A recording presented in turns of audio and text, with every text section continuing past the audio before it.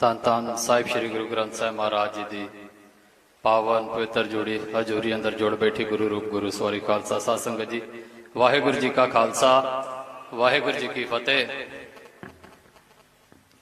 8 ਸਾਲ ਹੋ ਗਏ ਆ ਤੇ ਸਾਨੂੰ ਸਾਰਿਆਂ ਨੂੰ ਪਤਾ ਸੁਖਰਾਜ, ਇੱਥੇ ਤੁਹਾਡੇ ਇੱਕ ਪੱਤਰਕਾਰ ਹੈ ਫਰੀਦਕੋਟ ਤੋਂ ਪ੍ਰਤੀਕ ਸਿੰਘ, ਤੈਨੂੰ ਪਤਾ ਹੋਣਾ, ਕਾਫੀ ਪਿਆਰ ਹੈ ਇਹਦੇ ਨਾਲ ਉਹਦਾ। HT ਦੇ ਵਿੱਚ ਇੰਗਲਿਸ਼ ਦਾ ਨਿਊਜ਼ਪੇਪਰ ਆ, ਉਹਦੇ 'ਚ ਬਾਈਬਲ ਦੀਆਂ ਕਾਫੀ ਖਬਰਾਂ ਜਾਣਕਾਰੀ ਜਿਹੜਾ ਉਹ ਲਾਉਂਦਾ ਰਹਿੰਦਾ। ਅੱਜ ਦੀ ਵੀ ਜੇ ਤੂੰ HT ਅਖਬਾਰ ਪੜ੍ਹੀ ਹੋਵੇ ਤੇ ਉਹਦੀ ਇੱਕ ਹੈਡਲਾਈਨ ਹੈ ਜਿਹੜੀ ਸਾਨੂੰ, ਮੇਰੇ ਹਿਸਾਬ ਨਾਲ ਉਹਨੇ ਇੱਕ ਪੱਤਰਕਾਰ ਹੋਣ ਦੇ ਨਾਤੇ ਸਾਨੂੰ ਦੱਸਤਾ ਹੈ ਵੀ ਤੁਹਾਨੂੰ ਇੱਥੇ ਕਿੰਨਾ ਕੁ ਇਨਸਾਫ ਹੈ। ਉਹਨੇ ਲਿਖਿਆ 8 years on, 8 ਸਾਲ ਹੋ ਗਏ ਆ ਕਹਿੰਦਾ, ਤੇ ਅਜੇ ਵੀ ਲਗਾਤਾਰਤਾ ਹੀ ਆ। Justice is a distant dream for victims. Punjabi 'ਚ ਇਹਦਾ ਮਤਲਬ ਪਤਾ ਕੀ ਆ? ਉਹ ਕਹਿੰਦਾ 8 ਸਾਲ ਹੋ ਗਏ ਨੇ ਬਾਈਬਲ ਹੋਏ ਨੂੰ, ਪਰ ਇਨਸਾਫ ਅਜੇ ਵੀ ਦੂਰ ਦਾ ਸੁਪਨਾ ਹੀ ਆ। ਪੁਆਇੰਟ ਸਮਝ ਗਏ? ਇਹ ਭੁੱਲ ਜਾਓ ਅਸੀਂ ਵੀ ਸਾਨੂੰ ਅੱਜ ਜਾਂ ਕੱਲ ਇਨਸਾਫ ਮਿਲ ਜਾਏਗਾ। 8 ਸਾਲ ਤੇ ਇਸ ਗੱਲ ਨੂੰ ਹੋਏ ਨੇ ਆ, ਗੁਰੂ ਗ੍ਰੰਥ ਵਾਸਤੇ ਇਹ ਸਿੰਘ ਸ਼ਹੀਦ ਹੋਏ, ਇਹਨਾਂ ਨੂੰ 8 ਸਾਲ ਹੋਏ। ਗੁਰੂ ਪੰਥ ਵਾਸਤੇ ਜਸਪਾਲ ਸਿੰਘ ਚੌੜ ਸਤਵਾਂ ਸ਼ਹੀਦ ਹੋਇਆ ਸੀ, ਉਹਨੂੰ ਮੇਰੇ ਹਿਸਾਬ ਨਾਲ 11-12 ਸਾਲ ਹੋ ਗਏ। ਇਨਸਾਫ ਮਿਲਿਆ? ਉਹ ਤੋਂ ਪਿੱਛੇ ਚੱਲ ਜਾਓ, 25-30 ਸਾਲ ਹੋ ਗਏ ਸਾਡੇ ਨੌਜਵਾਨਾਂ ਨੂੰ ਝੂਠੇ ਮੁਕਾਬਲਿਆਂ 'ਚ ਮਾਰਿਆ। ਅਸੀਂ ਜਾਣਦੇ ਸਾਰੇ ਨਾ ਮਾਰਿਆ, ਕਿਸੇ ਇੱਕ ਪੁਲਿਸ ਅਫਸਰ ਨੂੰ ਸਜ਼ਾ ਹੋਈ ਨਹੀਂ ਹੋਈ। ਉਦੋਂ ਵੀ ਹੋਰ ਥੋੜਾ ਜਿਹਾ ਪਿੱਛੇ ਚੱਲ ਜਾਂਦੇ ਆ। 40 ਸਾਲ ਹੋ ਗਏ ਸਾਡੀ ਨਸਲਕੁਸ਼ੀ ਹੋਈ ਨੂੰ ਦਿੱਲੀ ਦੇ ਵਿੱਚ। ਤੇ ਹੁਣ ਕੱਲ ਅਮਿਤ ਸ਼ਾਹ ਦਾ ਬਿਆਨ ਪਤਾ ਕੀ ਹੈ ਇੰਡੀਆ ਦੇ ਹੋਮ ਮਿਨਿਸਟਰ ਦਾ? ਅਖਬਾਰਾਂ ਅਸੀਂ ਘੱਟ ਸ਼ਾਇਦ ਇਹਨਾਂ ਖਬਰਾਂ ਨੂੰ ਫੋਲੋ ਕਰਦੇ, ਜ਼ਿਆਦਾ ਸਾਡਾ ਪੰਥ ਸ਼ਿਵ ਸੈਨਾ ਦੇ ਮਗਰ ਹੀ ਪਿਆ ਰਹਿੰਦਾ, ਜਿਹਦੀ ਕੋਈ ਵੈਲਿਊ ਹੀ ਨਹੀਂ। ਅਮਿਤ ਸ਼ਾਹ ਦਾ ਕੱਲ ਬਿਆਨ ਹੀ ਦਿੱਲੀ ਦੇ ਵਿੱਚ, ਉਹ ਕਿਹੜੀ ਸਟੇਜ ਤੋਂ ਹੀ ਇਹ ਵੀ ਸੁਣ ਲਓ, ਦਿੱਲੀ ਕਮੇਟੀ ਦੀ ਸਟੇਜ ਤੋਂ, ਤੇ ਜਿੱਥੇ ਅਮਿਤ ਸ਼ਾਹ ਨੂੰ ਸਨਮਾਨਿਤ ਕੀਤਾ ਜਾ ਰਿਹਾ ਵੀ ਤੁਸੀਂ ਸਿੱਖਾਂ ਵਾਸਤੇ ਬਹੁਤ ਕੁਝ ਕੀਤਾ। ਇੱਥੇ ਗੱਲ ਹੋਈ, ਨੌਜਵਾਨ ਨੇ ਕਿਹਾ ਕਿ ਪੰਥ ਦੇ ਵਿੱਚ ਨਾਂ ਲੈ ਕੇ ਦੱਸਿਆ ਕਰੋ ਕਿਹੜੇ ਕਿਹੜੇ ਨੇ।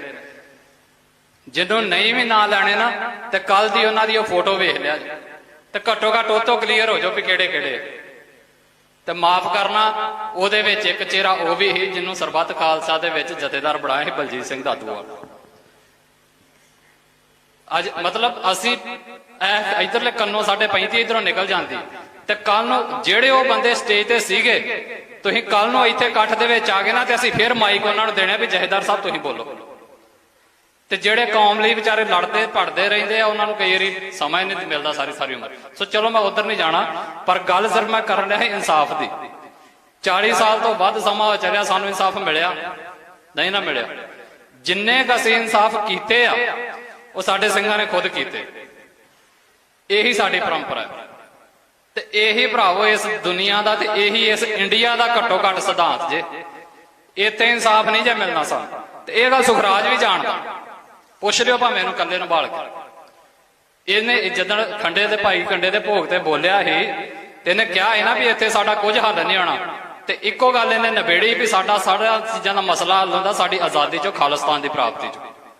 ਮੈਂ ਇਹ ਨਹੀਂ ਕਹਿੰਦਾ ਵੀ ਖਾਲਿਸਤਾਨ ਦੀ ਲੜਾਈ ਲੜਨ ਦੀ ਸ਼ੁਰੂ ਕਰ ਦੋ ਤੇ ਕਾਨੂੰਨੀ ਲੜਾਈ ਛੱਡ ਦੋ, ਲੜੋ ਕਾਨੂੰਨੀ ਲੜਾਈ ਵੀ, ਪਰ ਸਾਰੀ ਪੰਥ ਦੀ ਲੜਾਈ ਕਾਨੂੰਨੀ ਨਹੀਂ ਹੋ ਜਾਣੀ ਚਾਹੀਦੀ।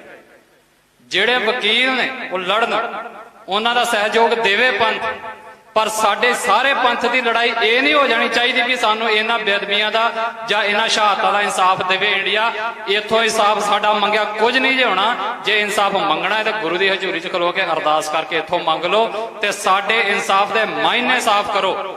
ਅਮਿਤ ਸ਼ਾਹ ਨੇ ਪਤਾ ਕੱਲ ਕੀ ਕਿਹਾ ਵੀ ਸਿੱਖਾਂ ਨੂੰ ਅਸੀਂ 1984, ਉਹਨੇ ਦੰਗੇ ਸ਼ਬਦ ਵਰਤਿਆ ਉੱਥੇ, ਅਸਲ 'ਚ ਨਸਲਕੁਸ਼ੀ ਸੀ ਸਾਡੀ। ਆਂਦਾ ਅਮਿਤ ਸ਼ਾਹ ਕਹਿੰਦਾ ਅਸੀਂ ਸਿੱਖਾਂ ਦੀ 1984 ਦੇ ਜਿਹੜੇ ਦੰਗੇ ਹੋਏ, ਉਹਨੇ ਜਿਹੜੇ ਸ਼ਬਦ ਵਰਤਿਆ, ਅਸੀਂ ਉਹਦਾ ਇਨਸਾਫ ਕੀਤਾ। ਤੇ ਇਹਨਾਂ ਦਾ ਇਨਸਾਫ ਕੀ ਆ? 35 ਸਾਲਾਂ ਬਾਅਦ ਇੱਕ ਸੱਜਣ ਕੁਮਾਰ ਜੇਲ੍ਹ ਦੇ ਵਿੱਚ ਦੇ ਦਿਓ। ਇਹ ਇਨਸਾਫ ਲੈਣਾ ਜੇ ਇਸ ਇੰਡੀਆ ਤੋਂ ਵੀ 8 ਸਾਲ ਹੋ ਗਏ ਆ, 8-9 ਸਾਲ ਹੋਰ ਸੁਖਰਾਜ ਬੈਠਾ ਰਹੂ ਸੜਕ ਦੇ ਉੱਤੇ, ਬਾਅਦ ਵਿੱਚ ਕੋਈ ਇੱਕ ਚੁੱਕ ਕੇ ਲਿਆ ਕੇ ਮਰਿਆ ਆ ਮੁੱਖ ਮੰਤਰੀ, ਉਹਦਾ ਨਾਂ ਚਾਰਜਸ਼ੀਟ ਦੇ ਵਿੱਚ ਪਾ ਦਿਓ ਤੇ ਕਹਿ ਦਿਓ ਜੀ ਇਨਸਾਫ ਦੇ ਤਾ। ਅਸੀਂ ਸਾਰੇ ਸਟੇਜਾਂ ਤੋਂ ਕਹਿੰਦੇ ਆ ਵੀ justice delayed is justice denied. ਮਤਲਬ ਪੰਜਾਬੀ 'ਚ ਵੀ ਜੇ ਜਸਟਿਸ ਲਮਕਦਾ ਜਾਵੇ, ਪਿੱਛੇ ਪੈਂਦਾ ਜਾਵੇ, ਤੇ ਮੰਨ ਲਓ ਵੀ ਜਸਟਿਸ ਨਹੀਂ ਹੋਣਾ, ਇਨਸਾਫ ਨਹੀਂ ਹੋਣਾ, ਤੇ ਉਹਨੂੰ ਲਾਗੂ ਕਿਉਂ ਨਹੀਂ ਕਰਦੇ? ਕਿਉਂ ਸਾਡੇ ਅੰਦਰ ਨਹੀਂ ਮੰਨਦੇ ਇਸ ਗੱਲ ਨੂੰ ਵੀ ਇੰਡੀਆ ਦੇ ਵਿੱਚੋਂ ਸਾਨੂੰ ਇਨਸਾਫ ਨਹੀਂ ਮਿਲਣਾ ਯਾਰ?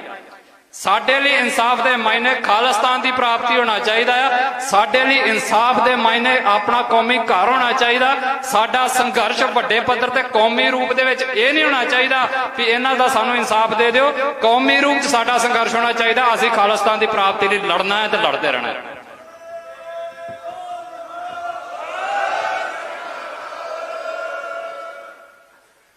ਇਹਦੋਂ ਉਰੇ ਸਾਡਾ ਕੋਈ ਮਸਲਾ ਨਹੀਂ ਹੋਣਾ। ਤੁਸੀਂ ਹੁਣ ਅੱਜ ਦੇ ਮੈਂ ਇਥੋਂ ਗੱਲ ਵਿੱਚੋਂ ਗੱਲ ਨਿਕਲਦੀ ਆਉਂਦੀ ਤਾਂ ਕਰਕੇ ਆਏ ਨਾ, ਭਗਵੰਤ ਮਾਨ ਦੀ ਸਰਕਾਰ ਨੇ ਕਹਿਣਾ ਇਨਸਾਫ ਦੇ ਦਾਂਗੇ। ਹੁਣ ਇਹਦੇ ਹਾਲਾਤ ਤੁਸੀਂ ਵੇਖੋ ਵੀ ਜੇ ਇੰਨਾ ਇਨਸਾਫ ਦੇਣ ਵਾਲਾ ਹੁੰਦਾ ਤੇ ਇਧਰਲੇ ਇਸ਼ੂ ਕਿੰਨੇ ਇਹਨੇ ਚੁੱਕੇ ਨੇ। ਆ ਕੱਲ ਪਰਸੋਂ ਦੇ ਆਪਣਾ ਵੇਖ ਲਓ, ਪਾਣੀਆਂ ਦਾ ਮਸਲਾ ਬੜਾ ਇਹਨਾਂ ਚੁੱਕਿਆ। ਅਵਲ ਤੇ ਚੁੱਕਿਆ ਇਹ ਮਸਲਾ ਮਰਿਆ ਆ ਮਸਲਾ। SYL ਸਾਡੇ ਵਾਸਤੇ ਕੋਈ ਮਸਲਾ ਨਹੀਂ ਗੀ ਇਸ ਵੇਲੇ। ਉਹ ਭਾਈ ਬਲਵਿੰਦਰ ਸਿੰਘ ਜਟਾਣੇ ਨੇ ਗੱਡਤੀ ਆ ਗੋਲੀ ਉੱਥੇ ਤੇ ਉਹ ਨਹੀਂ ਕਿ ਨਿਕਲਣੀ। ਮਸਲਾ ਤੇ ਉਹ ਆ ਜਿਹੜਾ ਬਾਕੀ ਨਹਿਰਾਂ ਦੇ ਵਿੱਚੋਂ ਦੇ ਪਾਣੀ ਜਾਂਦਾ। ਜੇ ਭਗਵੰਤ ਮਾਨ ਨੂੰ ਕੋਈ ਪੁੱਛਣ ਵਾਲਾ ਹੋਵੇ, ਮੁੱਖ ਮੰਤਰੀ ਸਾਹਿਬ ਜੇ ਇੰਨਾ ਹੀ ਦਿਮਾਗ 'ਚ ਜ਼ੋਰ ਚੜ ਗਿਆ ਹੈ ਕਿ ਬਹਿਸ ਕਰਨੀ ਆ ਤੇ ਬਾਕੀ ਪਾਰਟੀ ਦੇ ਲੀਡਰਾਂ ਦੇ ਵਿੱਚ ਵੀ ਡੌਲਿਆਂ 'ਚ ਇੰਨੀ ਕੁ ਜਾਨ ਆ ਗਈ ਆ ਵੀ ਹੁਣ ਤੇ ਉਹ ਭੱਜ ਗਏ ਨੇ। ਅੱਜ ਦੀਆਂ ਅਖਬਾਰਾਂ ਦੇ ਵਿੱਚ ਸੁਖਬੀਰ ਬਾਦਲ ਹੋਣੀ ਕਹਿੰਦੇ ਅਸੀਂ ਨਹੀਂ ਬਹਿਸ 'ਚ ਆਉਣਾ। ਮੈਂ ਕਹਿੰਦਾ ਆਉਣਾ ਨਹੀਂ ਆਉਣਾ ਬਾਅਦ ਦੀ ਗੱਲ ਆ, ਪਰ ਤੂੰ ਵੀ ਇੱਕ ਵਾਰੀ ਚੰਡੀਗੜ੍ਹ ਜਾ ਕੇ ਕੁਰਸੀ ਢਾਹ ਲਈ ਨਾ ਵੀ ਮੁੱਖ ਮੰਤਰੀ ਆਇਆ ਨਹੀਂ।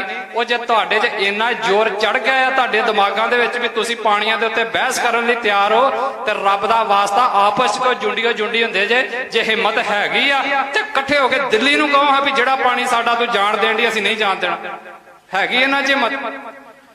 ਪਾਣੀ SYL ਕੀ ਆ? ਮੈਨੂੰ ਆਪਣੀ ਕੌਮ ਦੀ ਅਜੇ ਤੱਕ ਇਹ ਗੱਲ ਸਮਝ ਨਹੀਂ ਆਈ। ਮੈਨੂੰ 10 ਸਾਲ ਹੋ ਗਏ ਪੰਥ ਦੇ ਵਿੱਚ ਵਿਚਰਦੇ। ਤਰਸ ਵੀ ਆਉਂਦਾ ਹੈ ਕਈ ਵਾਰੀ ਔਰ ਆਪਣੇ ਆਪ ਵੱਲ ਸੋਚ ਕੇ ਕਈ ਵਾਰੀ ਗੁਰੂ ਮਹਾਰਾਜ ਕੇ ਸਿਰਫ ਅਰਦਾਸਾਂ ਰਹਿ ਜਾਂਦੀਆਂ ਵੀ ਅਸੀਂ ਕਰ ਕੀ ਰਹੇ। SYL ਕੋਈ ਇਸ਼ੂ ਨਹੀਂਗਾ ਸਾਡੇ ਵਾਸਤੇ। ਔਰ ਜੇ ਇਹ ਧੱਕੇ ਨਾਲ ਬਣਾਉਣਗੇ SYL ਤੇ ਮੈਂ ਲਿਖ ਕੇ ਦੇ ਸਕਦਾ ਪੰਜਾਬ ਦੇ ਵਿੱਚ ਪਹਿਲਾਂ ਅੱਗਾਂ ਲੱਗਣਗੀਆਂ ਤੇ ਪਾਣੀ ਤੋਂ ਪਹਿਲਾਂ ਸਾਡਾ ਖੂਨ ਵਗੂਗਾ, ਫਿਰ SYL ਬਣਨੀ ਆ। ਤੇ ਇਹਨਾਂ ਦਮ ਸੈਂਟਰ 'ਚ ਇਸ ਟਾਈਮ ਹੈ ਨਹੀਂ ਹੈ ਕਿ ਪੰਜਾਬ ਨੂੰ ਅੱਗ ਲਾ ਸਕੇ, ਕਿਉਂਕਿ ਉਹਦੇ ਕੋਲ ਹੋਰ ਬਾਕੀ ਥਾਵਾਂ ਤੇ ਅੱਗ ਲੱਗੀ ਹੈ। ਪਰ ਗੱਲ ਇਹ ਆ ਵੀ ਜਿਹੜਾ ਪਾਣੀ ਪਹਿਲਾਂ ਜਾ ਰਿਹਾ ਆ ਉਹਦੇ ਬਾਰੇ ਇਹਨਾਂ 'ਚ ਕੋਈ ਪਾਰਟੀ ਬੋਲਦੀ ਸਣੇ ਭਗਵੰਤ ਮਾਨ। ਜੇ ਤੇਰੇ 'ਚ ਇੰਨਾ ਜ਼ੋਰ ਆ ਗਿਆ ਤੇ ਫਿਰ ਕਰਾ ਬੇਅਦਬੀ ਦੇ ਉੱਤੇ ਵੀ ਬਹਿ ਪਬਲਿਕ ਦੇ ਵਿੱਚ ਮੀਡੀਆ ਦੇ ਸਾਹਮਣੇ ਕਰ ਗੱਲ ਇਨਸਾਫ ਦੇਣ ਦੀ ਜਿਹੜੀ ਤੂੰ ਗੱਲ ਕੀਤੀ। ਨਹੀਂ ਨਾ ਪੈਂਦਾ। ਇਹਨਾਂ ਨੇ ਉੱਥੇ ਸਾਨੂੰ ਦਗਮਗੇ ਮਾਰ ਕੇ ਤੇ ਸਾਡੇ ਫੋਨਾਂ ਦੇ ਵਿੱਚ ਬਸ ਸਾਡਾ ਧਿਆਨ ਉਧਰ ਲਾਉਣਾ ਹੈ ਜਿੱਧਰੋਂ ਅਸੀਂ ਆਪਣੀ ਅਸਲੀ ਇਸ਼ੂ ਤੋਂ ਭਟਕੇ ਰਹੀਏ। ਸੋ ਸਾਡੇ ਲਈ ਮਸਲਾ ਜਿਹੜਾ ਆ ਉਹ ਜਾ ਰਹੇ ਪਾਣੀਆਂ ਨੂੰ ਢੱਕਣ ਦਾ ਆ ਤੇ ਇਹਨੇ ਸੈਸ਼ਨ ਬੁਲਾਇਆ ਭਗਵੰਤ ਮਾਨ ਨੇ। ਹੁਣ ਜੇ ਹਿੰਮਤ ਹੈ ਇਹਦੇ ਵਿੱਚ ਕੋਈ ਮਸਲਾ ਹੱਲ ਕਰਕੇ ਵਿਖਾ ਲੇ, ਨਹੀਂ ਹੈਗੀ ਹਿੰਮਤ। ਇਹ ਸਾਰੇ ਚੋਰ ਠੱਗ ਇੱਕ ਨੇ। ਇਹਨਾਂ ਤੋਂ ਕਿਸੇ ਤੋਂ ਆਸ ਨਾ ਰੱਖਿਓ ਕਿ ਤੁਹਾਡਾ ਪੰਜਾਬ ਦਾ ਮਸਲਾ ਹੱਲ ਕਰ ਦੂਗਾ।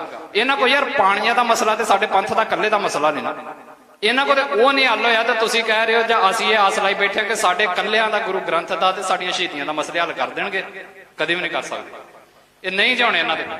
ਫੋਕੀਆਂ ਆਸਾਂ ਸਾਨੂੰ ਲਾਹ ਦੇਣੀਆਂ ਚਾਹੀਦੀਆਂ। ਲੜਾਈ ਆਪਣੀ ਸਿਹਦਤ ਕਰ ਲੈਣੀ ਚਾਹੀਦੀ ਆ। ਠੀਕ ਹੈ ਉਹ ਲੰਮੀ ਹੋਵੇਗੀ, ਜਿੱਦਾਂ ਦੀ ਮਰਜ਼ੀ ਹੋਊਗੀ, ਕੁਰਬਾਨੀਆਂ ਹੁੰਦੀਆਂ ਨੇ। ਕਿਹੜੀ ਲੜਾਈ 'ਚ ਨਹੀਂ ਹੁੰਦੀਆਂ ਯਾਰ। ਆ ਫਲਸਤੀਨ ਦੀ ਲੜਾਈ ਤੁਸੀਂ ਵੇਖੋ, ਇਜ਼ਰਾਈਲ ਦੇ ਵਿੱਚ ਕੀ ਹੋਣ ਡਿਆ। ਉੱਥੇ ਦੇ ਲੋਕਾਂ ਦੀ ਡੈਡੀਕੇਸ਼ਨ ਵੇਖੋ ਤੁਸੀਂ। ਸਾਡੇ ਤੇ ਇੱਥੇ ਇੱਕ ਬੰਦੇ ਤੇ 57 ਦਾ ਪਰਚਾ ਪੈ ਜੇ, ਅਸੀਂ 10 ਸਾਲ ਚਲਾਉਂਦੇ ਆ। ਉੱਥੇ ਦੇ ਲੋਕਾਂ ਨੂੰ ਇਜ਼ਰਾਈਲ ਨੇ ਕਿਹਾ ਵੀ ਨਿਕਲ ਜਾਓ ਇੱਥੋਂ, ਤੁਹਾਨੂੰ 24 ਘੰਟੇ ਦਾ ਸਮਾਂ ਦਿੰਦੇ ਆ। ਤੇ ਉਹਨਾਂ ਦੇ ਲੋਕਾਂ ਨੇ ਜਵਾਬ ਪਤਾ ਕੀ ਦਿੱਤਾ? ਰੋਜ਼ ਰੋਜ਼ ਮਰਨ ਨਾਲੋਂ ਚੰਗਾ ਸੀ ਇੱਕ ਵਾਰੀ ਤੇਰੇ ਨਾਲ ਲੜ ਕੇ ਮਰ ਲਾਂਗੇ। ਇਹ ਹੁੰਦੀ ਡੈਡੀਕੇਸ਼ਨ। ਤਾਨੇ ਦੇਣੇ ਡੈਡੀਕੇਸ਼ਨ ਨਹੀਂ ਹੁੰਦੀ। ਉਹਨਾਂ ਦੇ ਲੀਡਰਾਂ ਦੀ ਡੈਡੀਕੇਸ਼ਨ ਵੇਖੋ। ਲੱਤਾਂ ਹੀ ਨਹੀਂ ਬੰਦੇ ਦੀਆਂ, ਬਾਹਾਂ ਨਹੀਂ ਆ, ਇੱਕ ਅੱਖ ਨਹੀਂ ਹੈਗੀ। ਉਸ ਬੰਦੇ ਨੇ ਪੂਰਾ ਇਜ਼ਰਾਈਲ ਹਿਲਾ ਕੇ ਰੱਖਤਾ। ਤੇ ਪਰ ਉਹਨੇ ਕੌਮ ਨੂੰ ਲਾਮਾ ਨਹੀਂ ਮਾਰਿਆ ਵੀ ਮੇਰੀਆਂ ਲੱਤਾਂ ਵੱਡੀਆਂ ਗਈਆਂ, ਮੇਰੀ ਅੱਖ ਚਲ ਗਈ, ਮੇਰੀ ਬਾਂਹ ਚਲ ਗਈ, ਮੇਰਾ ਸਾਥ ਨਹੀਂ ਦਿੰਦੇ ਤੁਸੀਂ। ਆਪਣੇ ਦਮ ਤੇ ਲੱਗਾ ਰਿਹਾ। ਸੋ ਅਸੀਂ ਲੱਗਣਾ ਹੈ ਆਪਣੇ ਦਮ ਤੇ, ਪਰ ਸਾਡੀ ਲੜਾਈ ਖਾਲਿਸਤਾਨ ਦੀ ਪ੍ਰਾਪਤੀ ਹੋਣੀ ਚਾਹੀਦੀ। ਜੇ ਮੈਂ ਇਸ ਗੱਲ ਤੇ ਬੜਾ ਸਾਫ਼।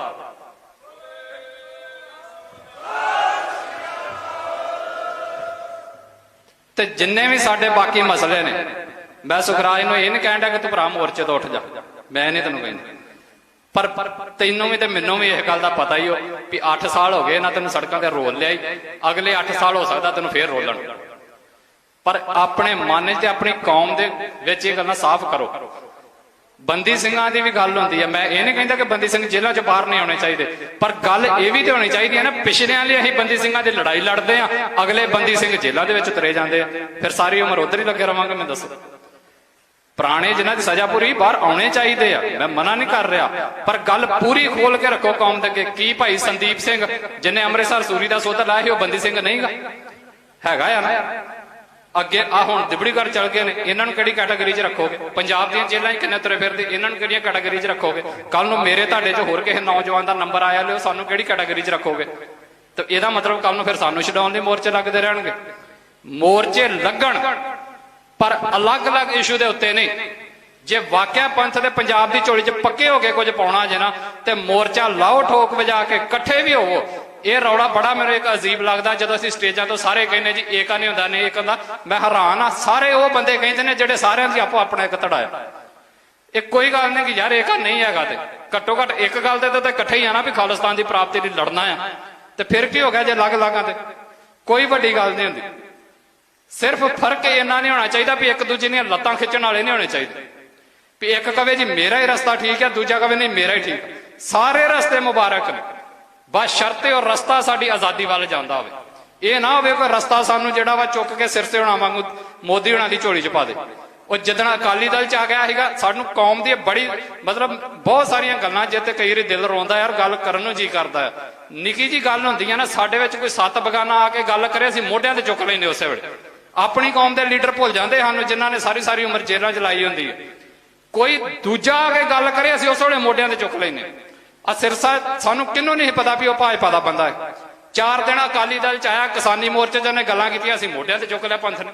ਨਹੀਂ ਚੁੱਕਿਆ ਤੇ ਮੈਨੂੰ ਦੱਸੋ ਕਿਉਂ ਭੁੱਲ ਜਾਂਦੇ ਅਸੀਂ? ਇਹਨਾਂ ਨੂੰ ਪੱਕੀ ਨਿਸ਼ਾਨਦੇਹੀ ਕਰੋ ਜੇ ਕਰਨੀ ਆ ਤੇ। ਕੱਚੀਆਂ ਦੇ ਨਾਲ ਮਸਲਾ ਹੱਲ ਨਹੀਂ ਹੋਣਾ ਵੀ ਅੱਜ ਹੋ ਗਈ ਤੇ ਕੱਲ ਛੱਡ ਦਿਓ। ਇਹ ਜੀ ਪੰਥ ਬੜਾ ਵਿਸ਼ਾਲ ਆ, ਪੰਥ ਵਿਸ਼ਾਲ ਹੈਗਾ ਆ। ਇਹ ਰਹਿਣ ਪੰਥ ਦੇ ਹਿੱਸੇਦਾਰ ਜਿੱਥੇ ਰਹਿਣਾ ਹੈ, ਜਿੱਥੇ ਕੌਮ ਦੇ ਨਾਲ ਹਿੱਸੇਦਾਰ ਰਹਿਣਾ ਹੈ। ਪਰ ਪੰਜਾਬ ਵਸਦੇ ਸਿੱਖਾਂ ਦਾ ਮਸਲਾ ਦਿੱਲੀ ਬੈਠੇ ਮਸਲੇ ਹੱਲ ਨਾ ਕਰਨ। ਜਿਵੇਂ ਮੇਰੇ ਤੋਂ ਪਹਿਲਾਂ ਬੋਲ ਕੇ ਗਏ ਆ ਨਾ ਵੀ ਦਿੱਲੀ ਦੇ ਵਿੱਚ ਬੈਠਾ ਸਿਰਸਾ ਕਹਿ ਦਿੰਦਾ ਖਾਲਿਸਤਾਨ ਨਹੀਂ ਚਾਹੀਦਾ, ਤੈਨੂੰ ਲੈ ਕੇ ਕੌਣ ਦੇਣ ਲੱਗਾ? ਨਹੀਂ ਚਾਹੀਦਾ ਤੇ ਤੂੰ ਰਹੀ ਦਿੱਲੀ ਦੇ ਤਲਵੇ ਚੱਟੀ ਜਾਈ। ਤੈਨੂੰ ਕੌਣ ਕਹਿੰਦਾ ਕਿ ਪੰਜਾਬ ਦੇ ਵਿੱਚ ਆ ਕੇ ਬਸ? ਸਾਨੂੰ ਤੇ ਖਾਲਿਸਤਾਨ ਪੰਜਾਬ ਦੇ ਵਾਸਤੇ ਚਾਹੀਦਾ। ਸਾਨੂੰ ਖਾਲਿਸਤਾਨ ਦਿੱਲੀ ਬੈਠੇ ਉਸ ਸਿੱਖ ਵਾਸਤੇ ਨਹੀਂ ਚਾਹੀਦਾ ਜਿਹੜਾ ਖਾਲਿਸਤਾਨ ਦੇ ਵਿਰੋਧ 'ਚ ਆ। ਉਸ ਹਿੰਦੂ ਲਈ ਵੀ ਚਾਹੀਦਾ, ਉਸ ਮੁਸਲਮਾਨ ਲਈ ਵੀ ਚਾਹੀਦਾ, ਉਸ ਈਸਾਈ ਲਈ ਵੀ ਚਾਹੀਦਾ, ਉਸ ਕਾਮਰੇਡ ਲਈ ਵੀ ਚਾਹੀਦਾ ਜਿਹੜਾ ਪੰਜਾਬ 'ਚ ਬੈਠਾ ਹੈ। ਤੂੰ ਦਿੱਲੀ ਬਹਿ ਕੇ ਨਾ ਸਾਨੂੰ ਦੱਸ ਵੀ ਅਸੀਂ ਖਾਲਿਸਤਾਨ ਲੈਣਾ ਕਿ ਨਹੀਂ ਲੈਣਾ।